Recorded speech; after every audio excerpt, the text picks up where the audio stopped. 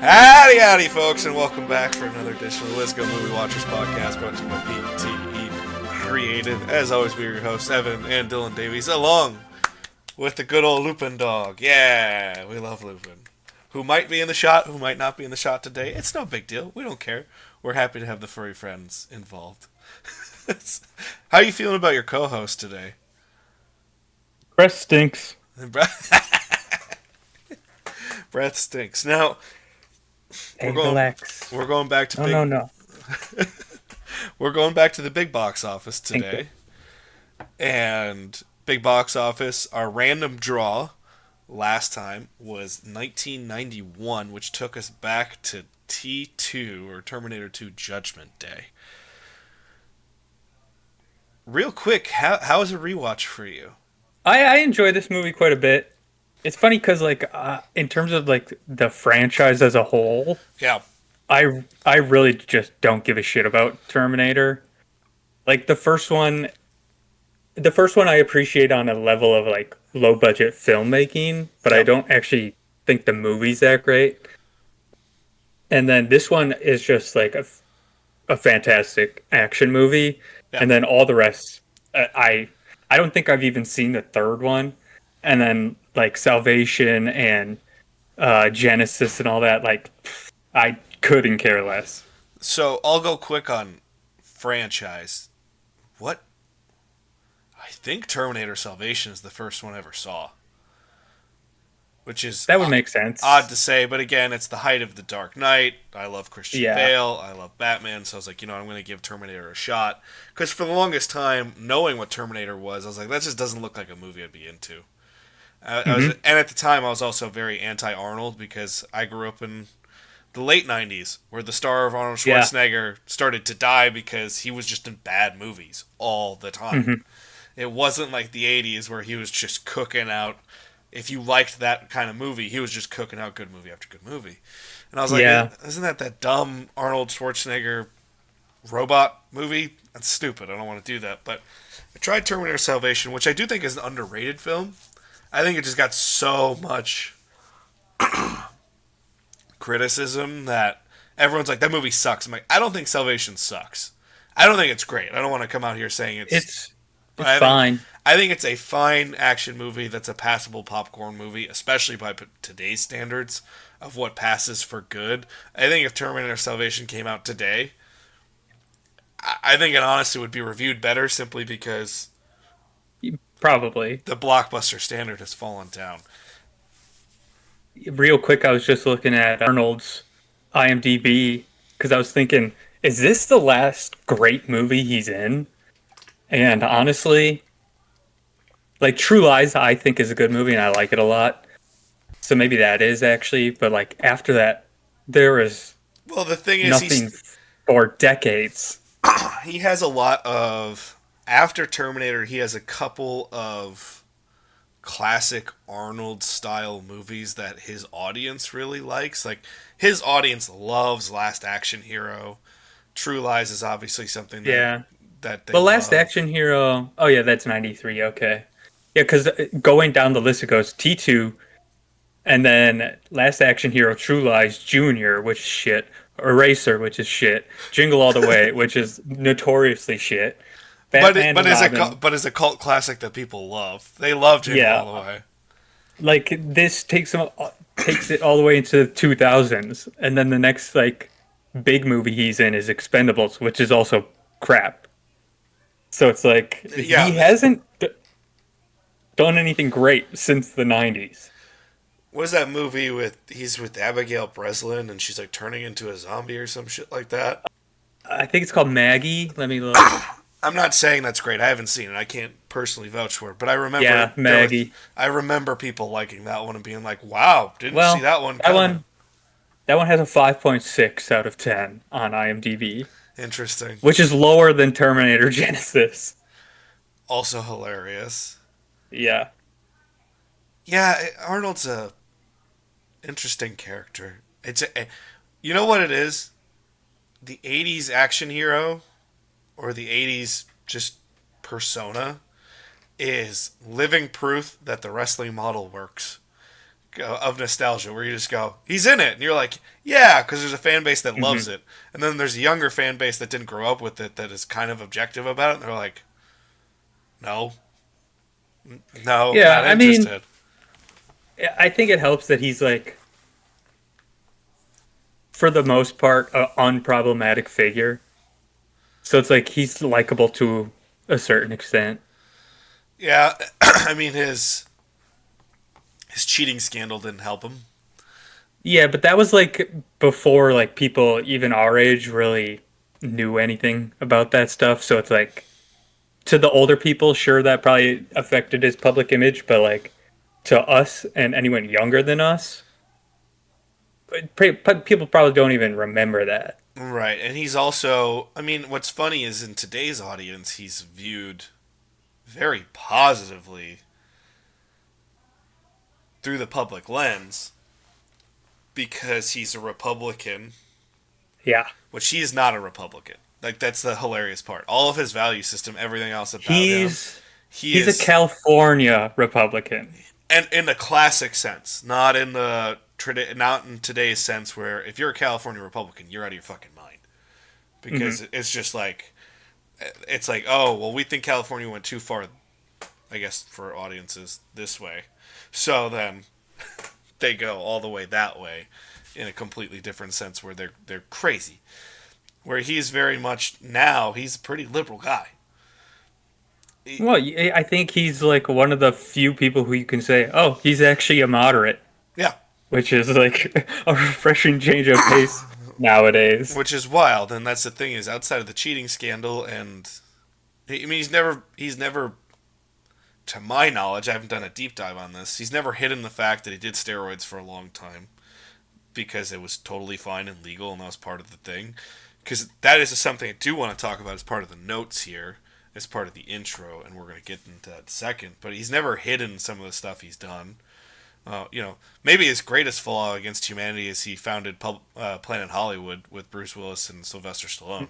That might be the greatest sin he's ever done to humanity, because that I love the idea of Planet Hollywood, but the idea is great,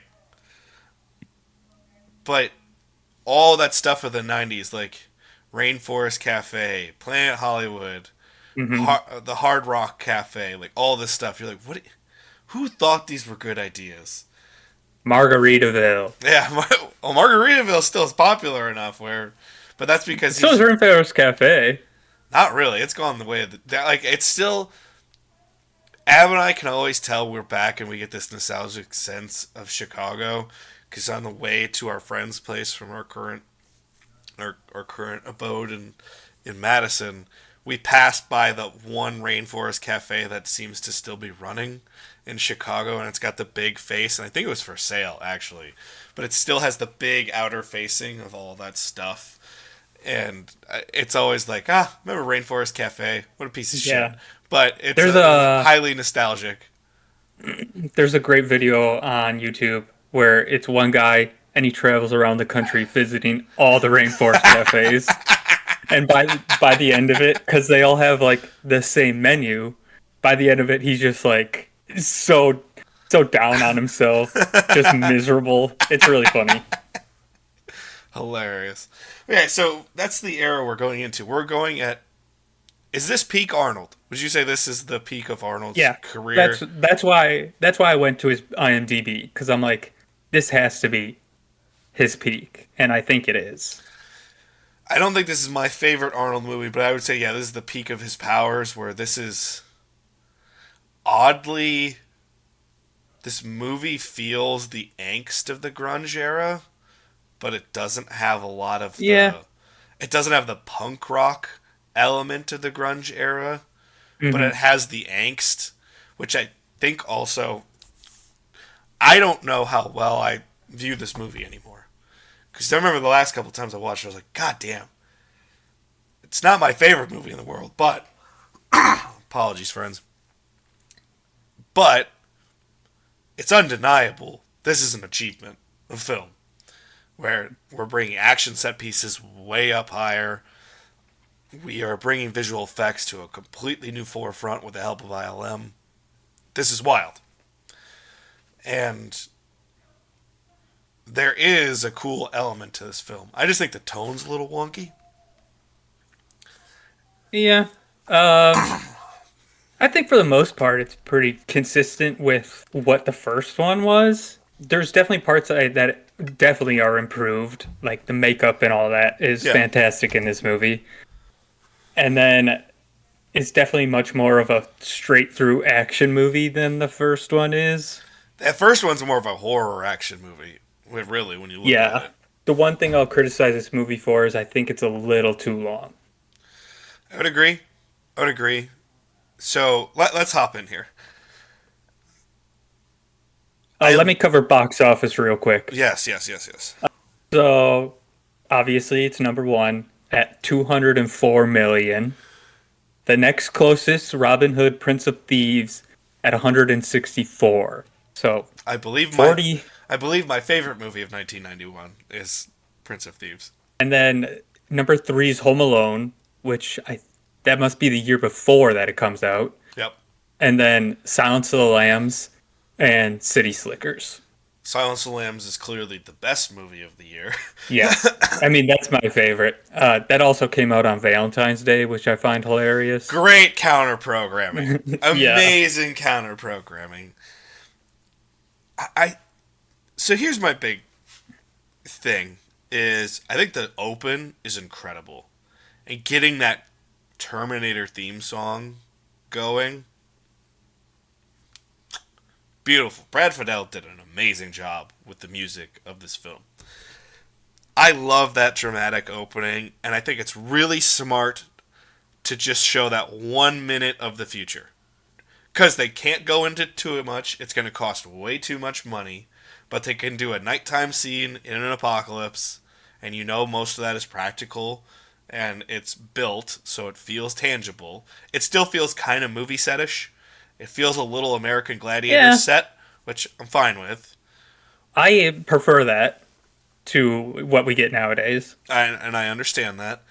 And then you show John Connor being a hero, and then it pops into the dream sequence that we don't know is a dream yet with all the credits. That's really cool and interesting. Mm-hmm. And that's where it's odd because then you go straight into Arnold, which, I think there's a lot of smart choices in this movie.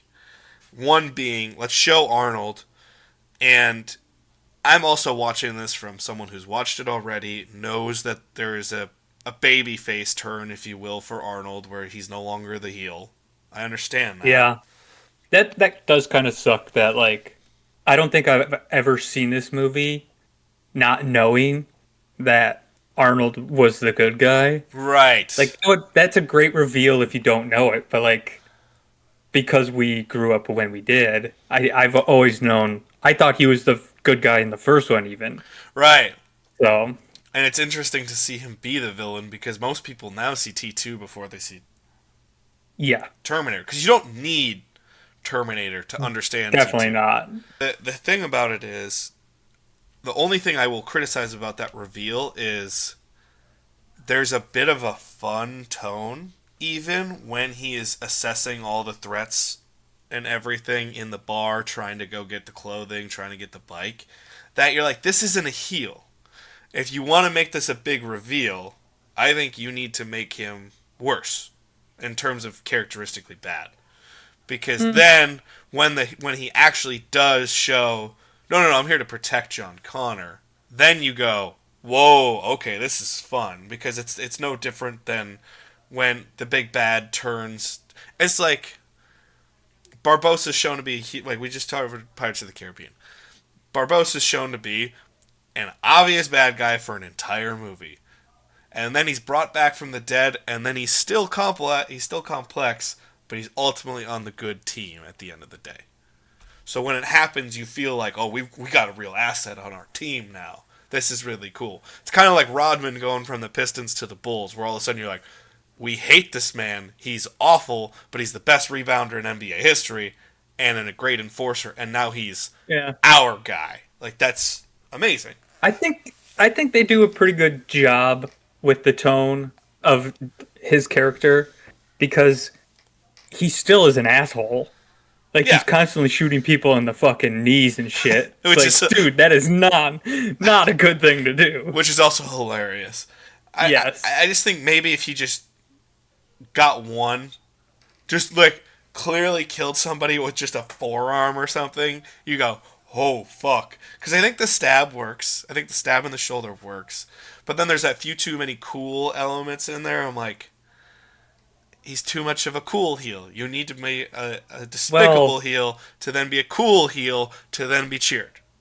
You got yeah. I think probably the part that of this movie that is aged the worst is the needle drop with Bad to the Bone. It yes, just it because it's such a it just comes across as comical even though it's not supposed to be yes.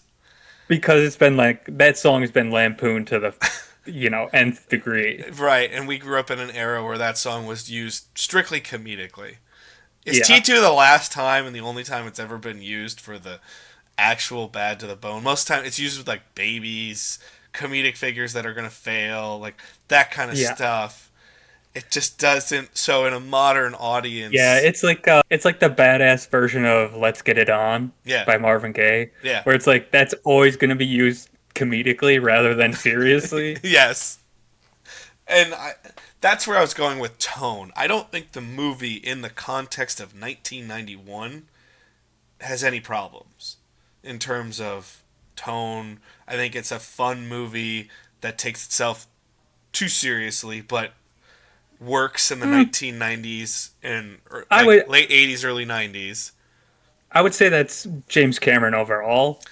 which is also a thing that I have with all James Cameron movies where I'm like, can you please stop being the South Park meme of yourself, of just sniffing your own farts? Well, the problem is that's exactly who he is. Oh, I Like know. he's being true to himself. He just is that person He's who's such an a complete egomaniac. he's such an egotistical douchebag. No one can Yeah, no one can argue. Phenomenal filmmaker. He's yeah, great at what he does. It's just even when he's talking about the the sub that crashed trying to find the Titanic and they were using a video hmm game controller as the means to control the sub. Even when he's accurate and he's saying they broke all the rules, they did this wrong, they did this wrong. Because it's James Cameron, you're like, shut the fuck up. Just, I know he's right. Well, I know he knows all the rules. I know he has experience in this. I know he's actually devoted a huge amount of his life to oceanography, deep sea yeah. diving.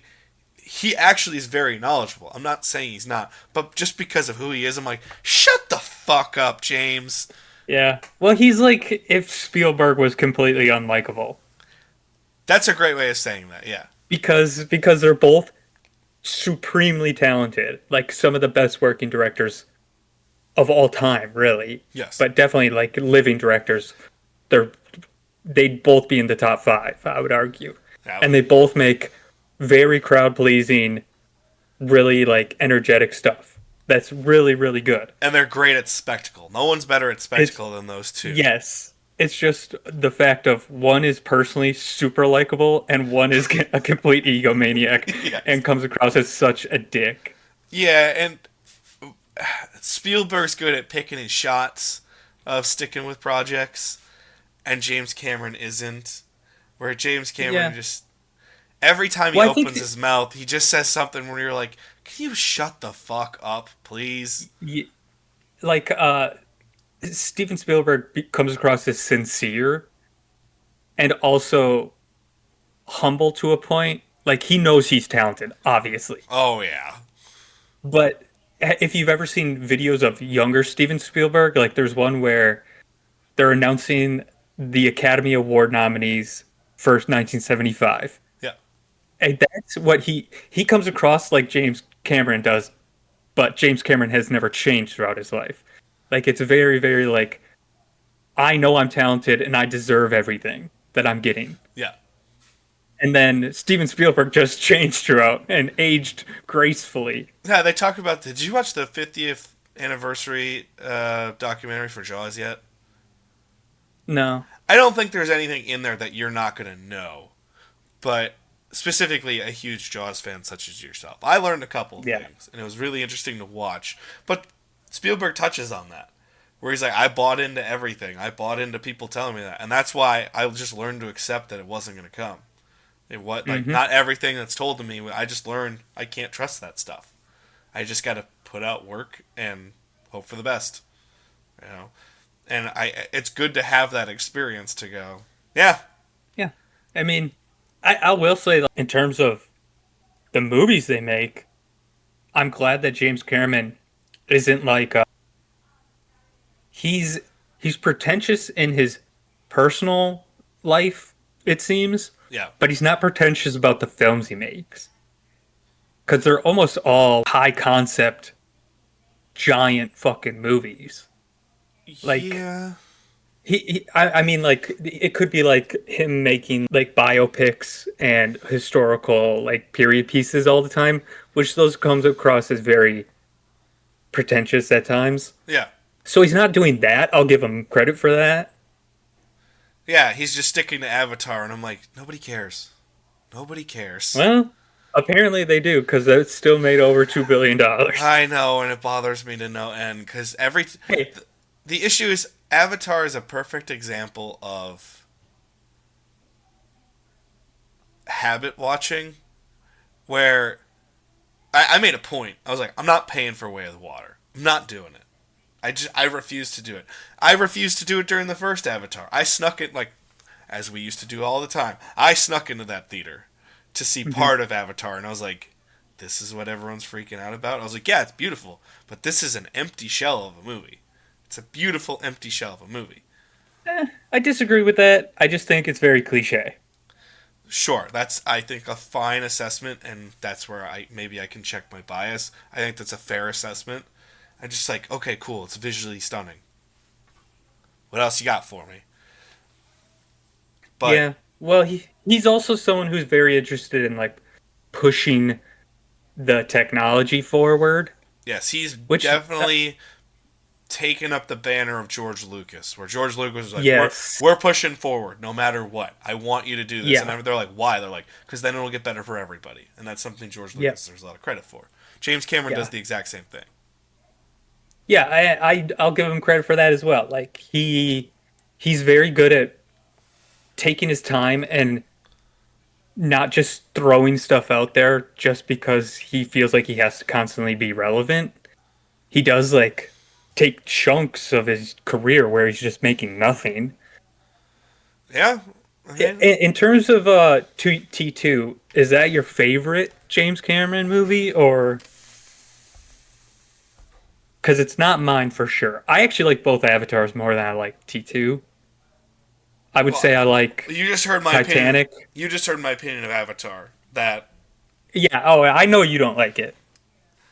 But like of his cuz you films have I've seen, I think The Abyss is my favorite. okay. Yeah, cuz I was going to say you have the Terminator, you have T2, you have Aliens, which most people would probably say is their favorite. I'm assuming I wasn't that wowed by seems to, Aliens. I wasn't wowed by it. yeah, most people seem to love that movie and I don't. I don't love it either. Yeah, And then you have Titanic, True Lies, the Avatars. That's pretty much it. I mean, he really doesn't work that much. yeah. He does not have a Spielberg-esque filmography where at least Yeah. every couple of years Spielberg's putting something out. He also doesn't have the lull that Spielberg does in the '80s or Yeah, so even in the 2000s at times. he's only directed 21 things in his career, which like considering he's been working since the 80s, that's pretty low. Yeah, he's been a And producer some of on those more. are oh Actually, yeah. my favorite work he's ever done is as a producer on Point Break. So that's my favorite thing he's ever done is producing Point Break and getting Catherine Bigelow more of a shot. That's my favorite thing he's ever done. Yeah. I mean, a lot of the things he's directed also are like T2 3D Battle Across Time, which I'm assuming is like some kind of video promotion in with like a ride or something. Yes, it is. It's exactly what it is. Okay. Yes. Yeah. So like even those the thing 21 things he's directed aren't always movies. Yeah. documentaries about the Titanic, shit like that. Like, yeah, that's what he does. Yes. So here's something I did want to cover is, yeah, Bad to the Bone is part of the, getting back to the crux of the conversation we were starting. Bad to the Bone, that needle drop is something where I'm like, that just doesn't age well. And it's because of the modern sensibilities that we have. I think that's the thing in which, when people say, do these films hold up? Too often they talk about the technology, they talk about the special effects. I'm like, that's not fair. You can't always, and I understand it. That's why we're impressed with the special effects that we get in Raiders and other stuff. We're like, that shit holds up beautifully. Can't deny that. But there's other films of that era that are really good. It's just they had the special effects of the time, and they don't hold up as well. And I'm like, I'm never gonna hold that against a movie.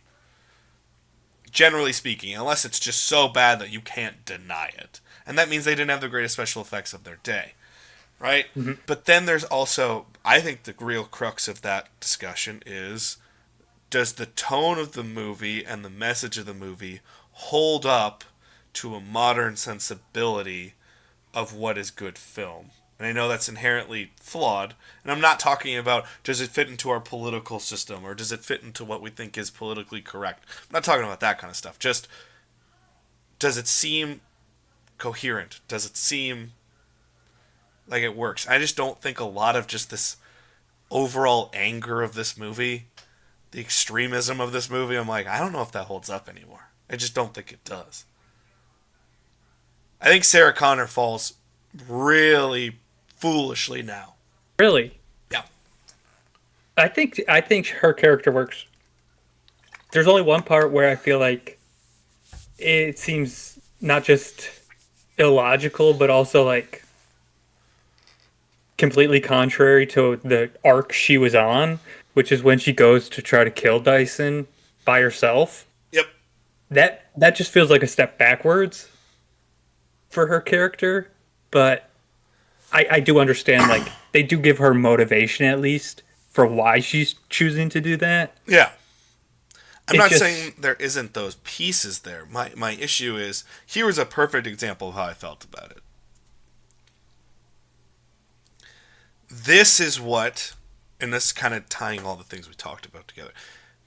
This Sarah Connor is what James Cameron believes is the best female portrayal of a hero ever. He truly believes that. Which is why anytime a new prominent female hero pops up, the first thing he says is he shits all over it and compares it to Sarah Connor. And I'm just like, that makes zero sense to me. Because I don't think she's constantly portrayed as a hero in this movie. Mm-hmm. Because she's right, and that's correct. She is right. She's not crazy. She's right. And we as the audience know that, which is why we're always rooting for her. The problem is, she has lost all of her humanity for 2/3 of the film. Mm-hmm. And I'm like, you can't be the person out here that's also the hero that's lost their humanity trying to protect humanity. There's got to be something there to humanize you and still value it. And it's always more of a, I was right, fuck humanity, I'll kill anybody I have to prove it. And you're like, if you're willing to do that, you're not the hero. And I think that's my big thing. It's very much a good example in modern media would be, you're familiar with the Injustice storyline, right? From the video games and the comic books of Superman being evil. Yeah. I think that's a perfect example of someone who's taken the job of protecting humanity too far to the point where he turns into the heel, though. So you actually you boo him. You're like, I don't care if you're right in trying to protect us. You've taken us over. You are a bad guy. You are the heel. Sarah never has that. She never has the moment to be like, you're the villain. What are you doing? You can't. I think they try to do that when she's trying to kill Dyson. Right. Because that seems to be the moment when she stops to actually have the realization of like, oh, yeah, I went too far. And I just don't know if it plays that well. Because as you said, that's the one moment where you're like, nah, it doesn't really work. Yeah. Well, I think the thing that probably doesn't help it is I don't think the interplay between her and Edward Furlong is great. No. Like the connection between those two, I actually do get before they even should have them interact. I feel it on Edward Furlong's part. Like you can tell he still cares about his mom and wants to be with her.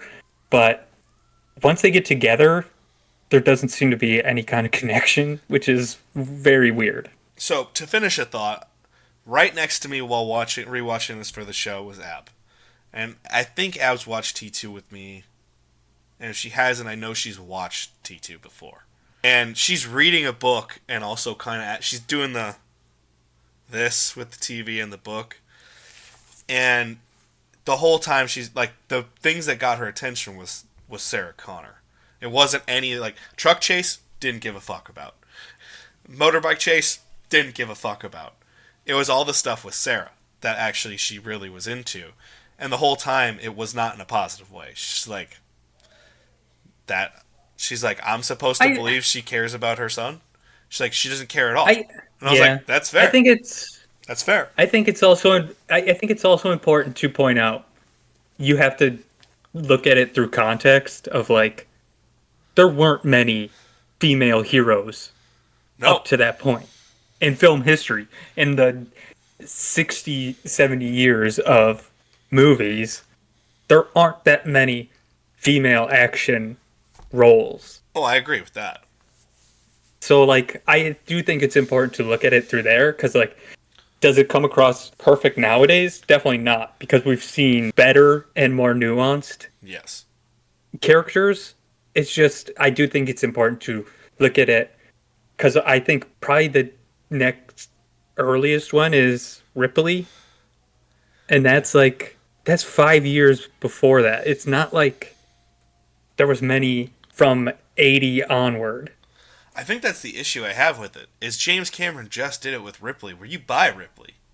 You believe Ripley. Yeah, they also get the benefit of the doubt of not having to set up her character all that much because they did it in the first one. Yeah, they don't do that much with Linda Hamilton in Terminator. I understand that. Well, because her Ripley to Aliens is one consistent character. Linda Hamilton from Terminator to this one, Wildly completely different. Completely Yeah, like different. they're not even the same person. It seems like. And so here's the thing: I don't want to just shit all over, because I like Linda Hamilton. I think she's doing a good job of what she's got. I think it's the way the character is written. I don't think it's the performance outside of the zero. It's hard to have chemistry with a child actor in general, so I'm not gonna sit here and be like, Yeah, that's true. there's zero chemistry between Linda Hamilton and Edward Furlong. I'm like, I don't expect that to be a big thing, right? The thing I will say is it just feels like James Cameron has two sides of a spectrum. It's either happy mom stereotype housemaker, which is shown in The Dream, or it's fucking extreme Navy SEAL, Green Beret, I will kill everything in my path kind of woman. There's no nuance. But I don't think the problem is the performance. I think she's doing a killer performance. I love that scene of her when she's calm talking to the psychiatrist. I think her in the hospital is the best part of the movie in terms of her character. I would agree with that. Because I don't like how crazed she is at first because it feels like she's out of control. And I understand it's put the audience. The thing is, there's choices in this movie that I don't understand. I already brought it up with Arnold in the opening where I'm like, if that's a reveal, I think it's too much of a push to say, hey guys, root for him now. I'm like, no. If it's going to be a twist, you put the surprise in where you got to make them believe, oh god, Terminator's back. This is a problem. And then you flip it. Same thing as when that first time where she's doing the pull-ups and then she stops and she's got those crazed eyes. Again, the performance is great. And she's like, how's the knee? And you're like, this bitch is stabbing people? And just Yeah. out of her mind with that stuff. Like, what? I mean, to be fair, I would probably stab that guy in the knee as well. That Oh, guy's such a douche. oh, he's a total douche. But it's one of those that it's like, again, if the point is to show that she's right and she's always been right, like the audience already knows. You've already done a full movie where they know she's right. You Yeah. don't.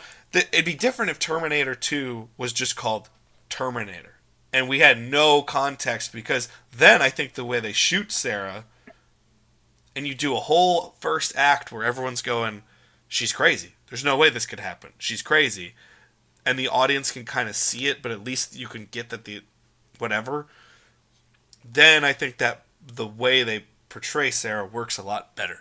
Yeah. I mean, I will give them credit also for at least attempting something different with the character. Yeah. Because, like, as much as I love Indiana Jones, that character never has an arc, ever. Like, it's always the same Indy the entire time.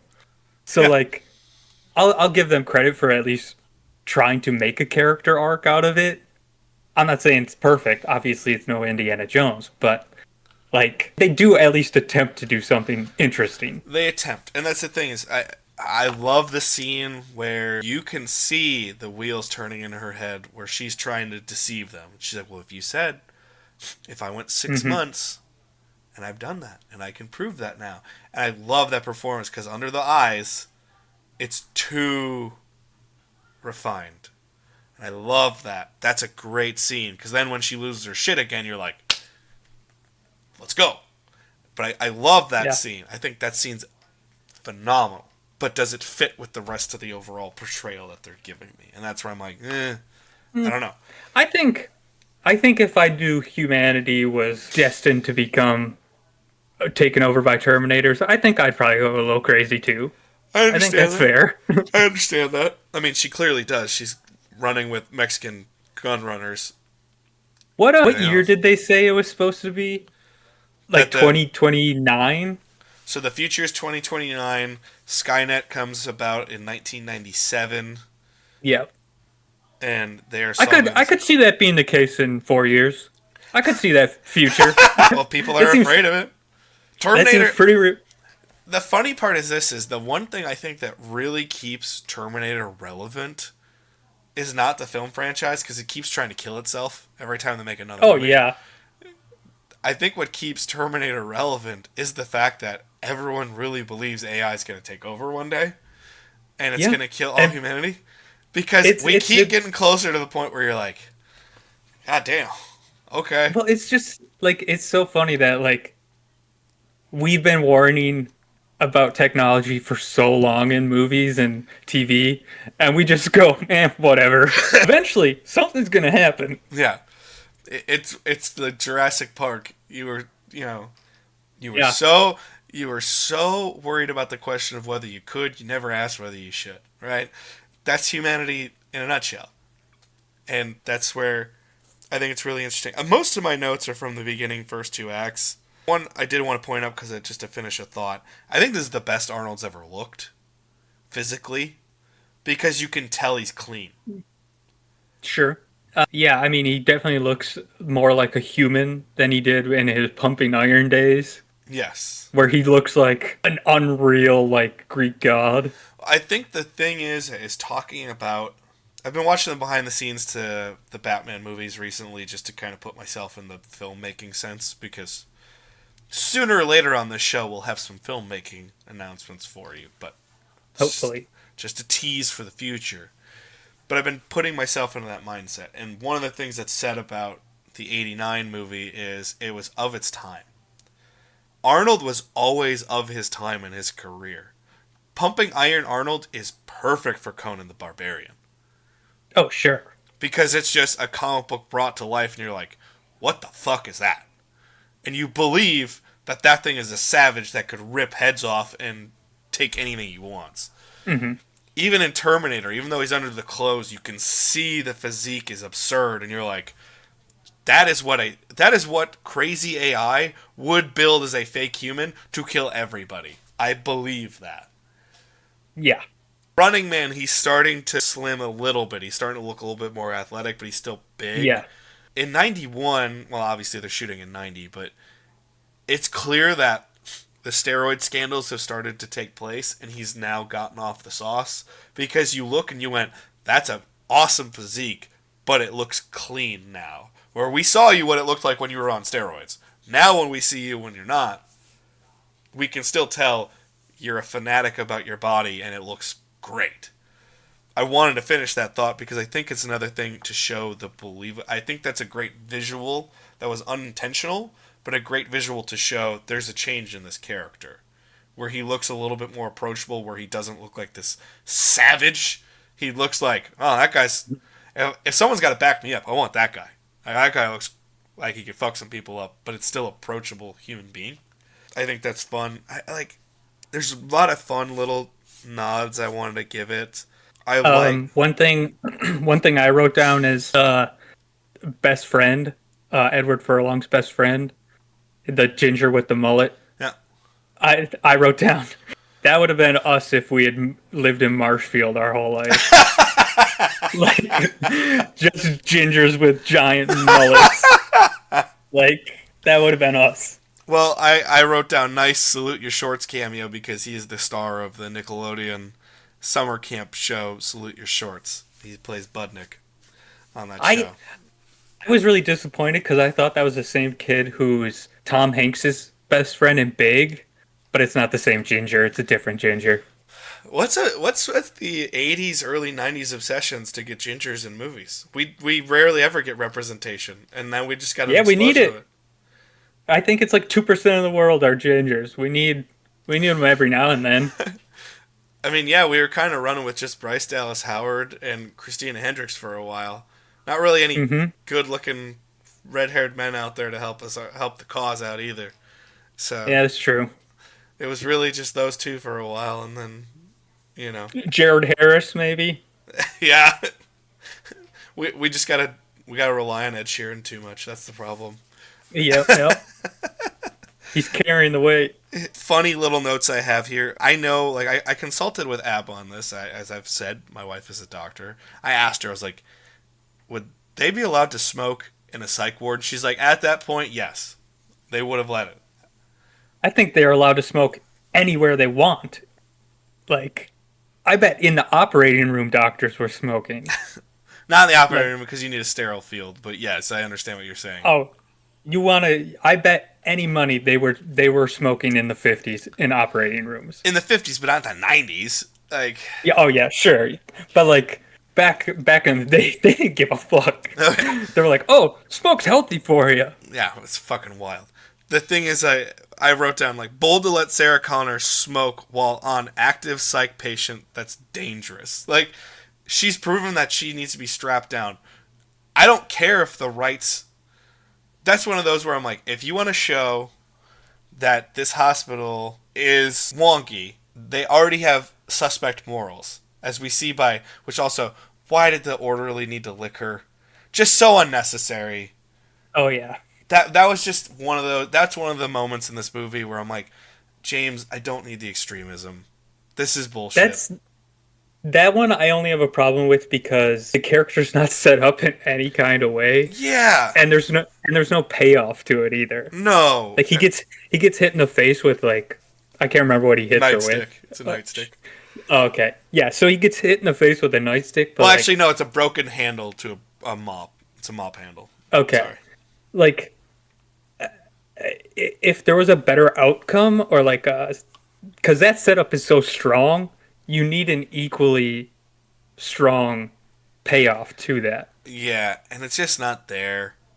No. And I think that's an underbaked idea. I was like, is this institution secretly abusing people and really taking advantage of psychiatric patients and everything else? If you want to play that, then you got to do more. What that comes across as to me is deleted scenes. Like, there probably was more to the storyline, and then they cut it for time. That's my issue is, I really respect watching The Abyss and then watching the behind the scenes to The Abyss. how much of a whole other storyline of like a nuclear war that was brewing in the planet and all this kind of stuff, where they cut it out because they said it just didn't fit, way too long. So we took all that stuff out. They left like one thing in there just to show like this is causing tension in the world, but that's it, just to show the threat. And I thought it was really good. So that's why I'm like, 2 years prior, you just had a similar issue. So I agree with you. It's probably a behind the scenes thing where they did more setup. But then I'm like, why is that the one shot that you kept? You know? Yeah, that's a very odd choice. It just doesn't. 100%. No, it's gross. Yeah, if you're gonna cut out parts of that storyline, you just cut the whole thing. Got the whole truck chase. Obviously great. I've already given my critiques of it in our action scene tourney. I noticed even more shots of like, wow, that's an obvious double. But still phenomenal sequence. But I do need to say this. I did write this note. John Connor is a fucking twat. I don't think he's any more annoying or more of a twat than any other kid in the movies that around that time. Because like Kevin McAllister, he's a twat as well. But he's just likable. super likable. He's likable the whole time. That's the issue. Is Yeah. I think Edward Furlong gives a really good performance in this. Shockingly good.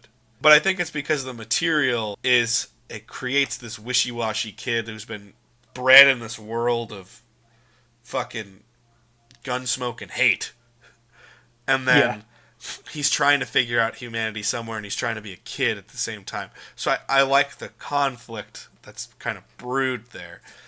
But there's just some scenes where it's the talking to moi, and I was like, no 13-year-old sounds like that. Shut the fuck up.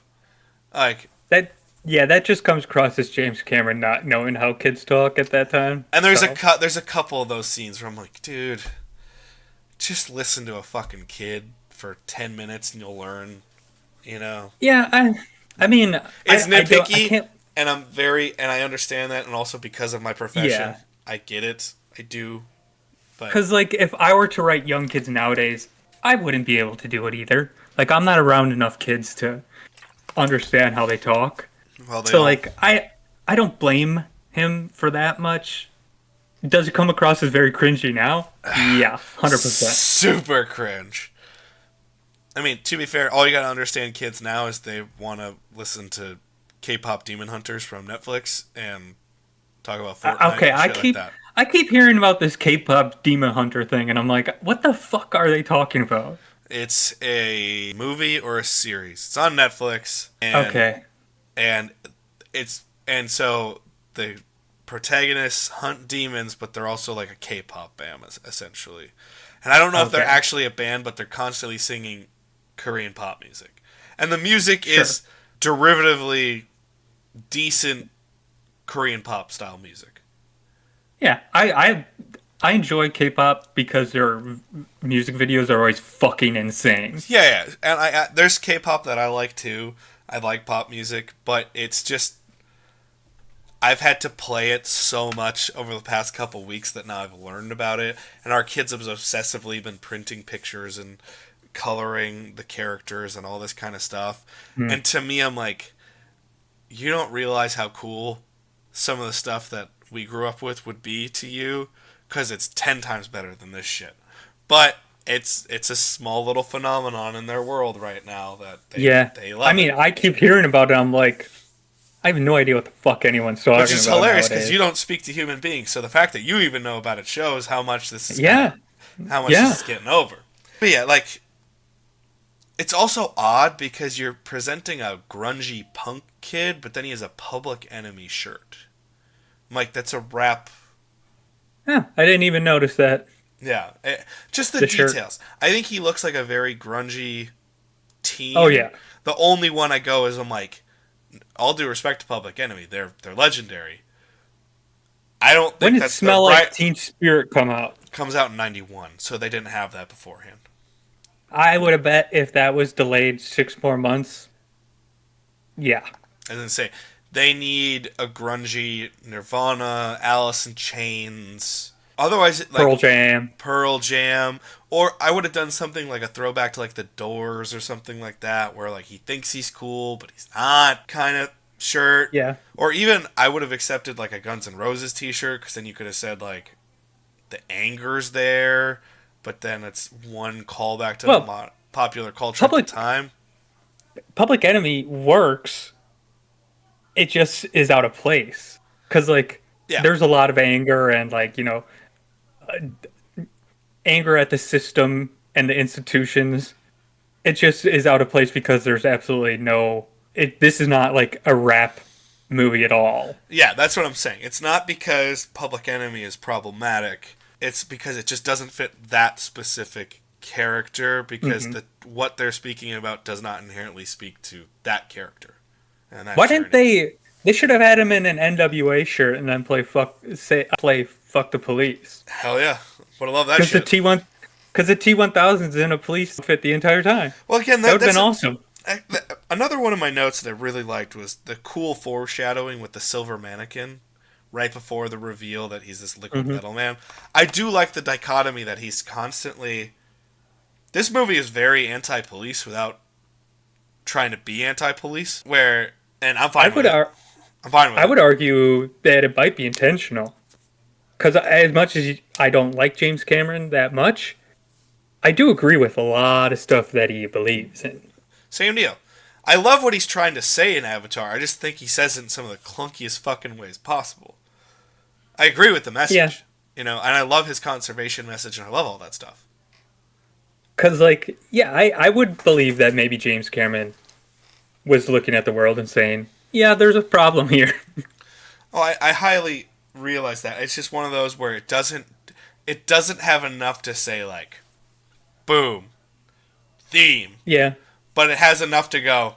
They're really saying something here. Where the vigilante biker badass is the hero, and the liquid metal man that's dressed as a cop is the villain, and then is the villain, and then also at all times the cops are just impediments to actually saving the future all the time. So it's just hilarious that cops are just getting mowed down left and right in some way, shape, yeah. or form. This is it. Also should be stated. This also is a day and age where just because you have something in a movie that's not saying what you believe in, Yeah. Yes. like you're not always saying something by having something in the movie, Right. which I think has kind of become overblown nowadays. Yeah. It's kind of like an English class where you read a book and then the English teacher says all this stuff about everything that it meant, but it's like, is that true or are you just overanalyzing? Yeah, hence the reason I fucking will hate Catcher in the Rye for my entire lifetime. Because it's the worst book of all time, and I would burn every copy if I could. Eh, I don't agree with that. I mean, I don't love it, but it's There's too many, as you were saying, the English class, too many this, and that. I'm like, nope. Nope. Don't see it. well, that's It's the not thing. Is there. like This is a lie. I think that's what we are doing right now with movies and all type of media, where it's like if you have some basic plot point, you're all of a sudden saying something that was not intended at all. It's a movie. It's entertainment. Well, to that point, that's where I think this is a very anti-police movie without trying to be that. And maybe it was, I don't know. I've never heard James Cameron speak to that. But the natural thing that will happen, especially in a urban area that has a large police force, you're going to go blow up a building.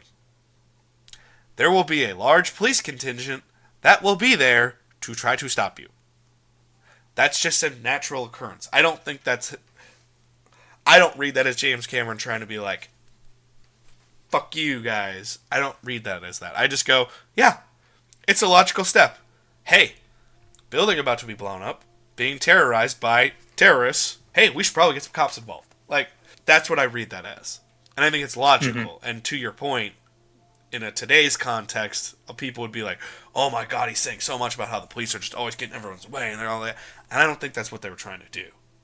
No, I go into the T1000 real quick.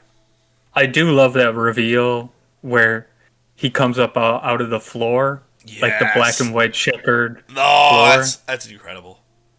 Yeah. Also, Corridor Crew, who's a YouTube channel, if you don't know, they just happen to be doing like a tier list ranking of some of the bigger visual effects movies, and they started talking about T2, and I wrote it down here.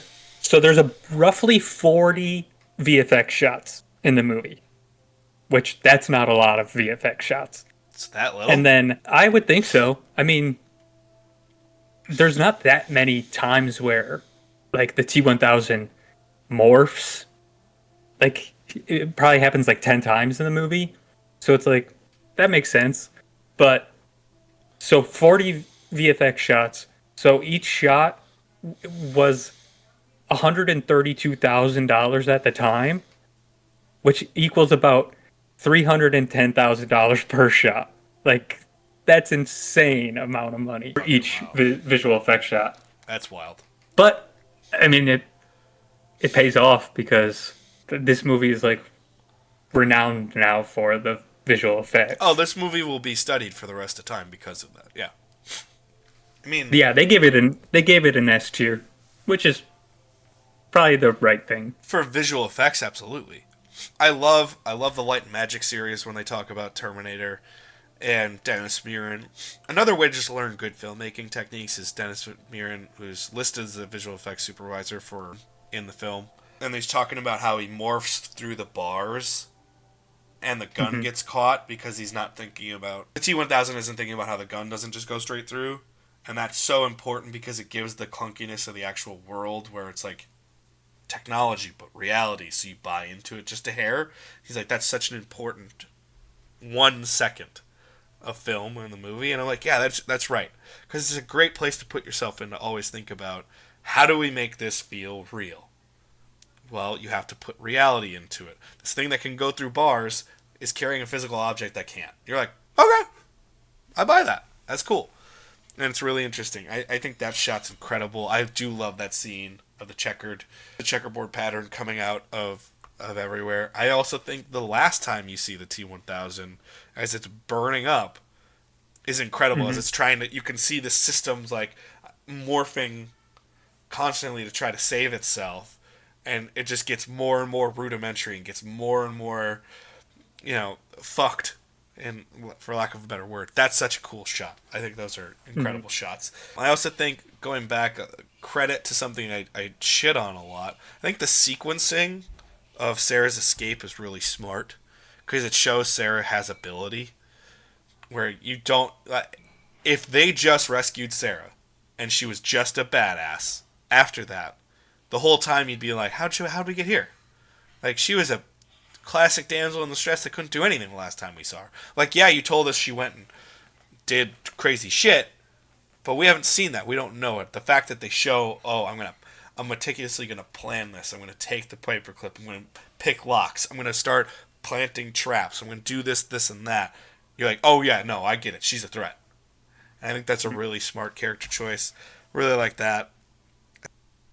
Yeah, it's just interesting. The whole movie. I was more negative on this movie than I thought I was going to be because I do like this movie. I just think it doesn't hold up from. I think my tastes have changed as well, but I've never been the one that's overly grunge, anger all the time. I'm like, I don't get that. In terms of like big criticisms I have is the end sequence just feels like one way too long action sequence because like it starts at the is it called Skynet already? Cyberdyne.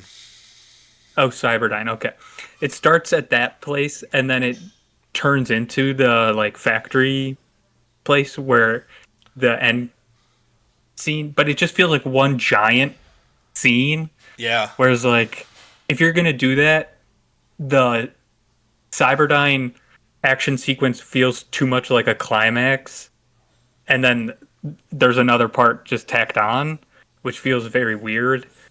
I can get that. So that's one thing I wrote down, and then yeah, the other thing I had was just like they don't nail down the Linda Hamilton Edward Furlong relationship well. Just because like when he breaks her out, she immediately starts going like, "Why did you do that? She like, doesn't I show. didn't need your help." She doesn't show a modicum of care for her child outside of save him because he's the future. She doesn't do it in a. There's not a modicum Well, of I saved this boy because he's my son and I'm so happy to see my son. It's always that's the thing is he's like the savior. You need to save him, and you're like, it's just okay, too inconsistent because like there's that scene where she's like, "Oh, it's been 6 months. You said I would be able to have visitors." So it seems like she really wants to see her son, but then immediately when they actually get her free, she like turns on it. It just is too inconsistent for me. yeah, Um, but I mean, other than that, like the movie's good. It's just a little too long for me. yeah. I would say good. I think the way you've said it is spot on with Cyberdyne. Cyberdyne feels like the climax, and that's not Yeah. supposed to be the climax. I think that's another example of we have a star. We need our star to shine out, but our star also needs to lose. And that's a really interesting problem to have because they do a little too much of Arnold's a badass. And then Hmm. when he gets his ass kicked, you're kind of like, oh, well, I mean, it makes sense. Sure. But it just feels like it's taking too long to get there. Yeah. I mean, it's a classic for a reason. Like it is, it does hold up as an action movie. I just, like I said, I just don't care for the franchise that much.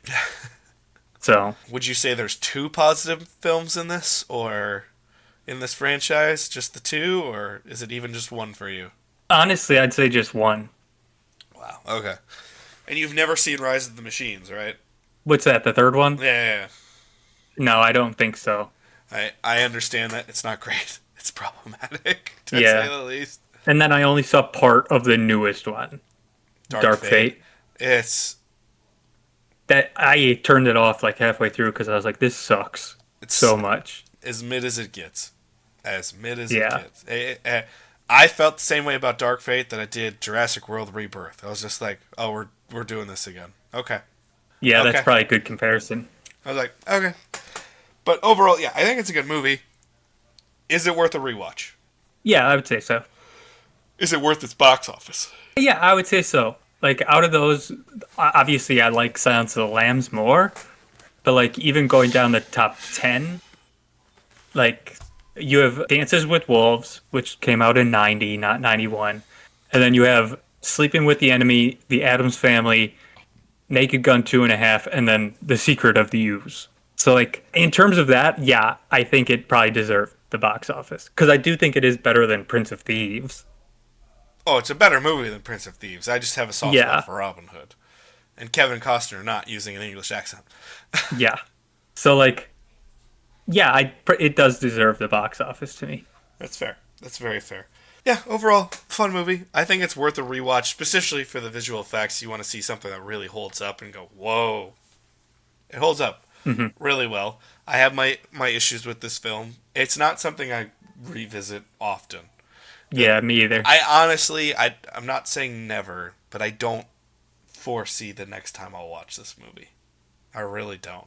Where there's other movies I Yeah. rewatched and I'm like, I know this ain't going to be the last time. Where this does feel like this could be the last time. Yeah, I don't know. yeah, the same here. Okay, I got the random number generator up. All right, let's see where we're So, going. so we got 1976, 1976. What the fuck is which that? is Rocky. You know what? Good, because I've never watched Rocky in my life. Well, there you go. 1976 Best Picture winner. And as someone who does not like Stallone, can't wait. I like the first Rocky quite a Okay. bit. So, I'll be interested to see how it goes, and at least I can add it to the list of trying to get to 100 movies I haven't seen this year. So, so we'll be covering Rocky in our next big box office episode. We got a lot coming. We will have a very weird and wonky makeup episode for our 50 through 41 as part of our top 100 series as we move forward with that. But we're getting closer to fall. We're getting closer to our bread and butter that I'm interested in. But we're going to have another watch-along episode coming our way. We're going to have some special content coming your way as well on the channel, so just check out for that. Thank you guys so much for watching and listening wherever you are. We appreciate it. Peace, love, and hugs to you all. Go watch a great movie. like, Goodbye!